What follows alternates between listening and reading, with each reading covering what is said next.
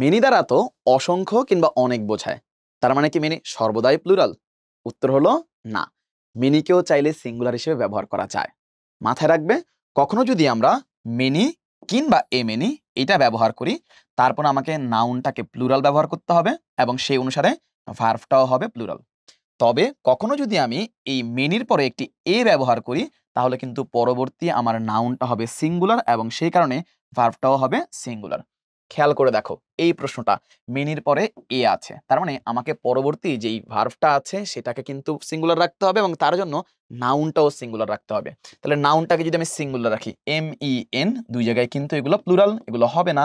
Singular রাখার ক্ষেত্রে M A N, এবং নাউনটা যদি সিঙ্গুলার হয়, ভার্বটাও হবে সিঙ্গুলার। আমরা জানি হ্যাভ হচ্ছে গিয়ে প্লুরাল ভার্ব হিসেবে ব্যবহৃত হয়, সেখানে এইটা হবে না, হবে many a man has tried.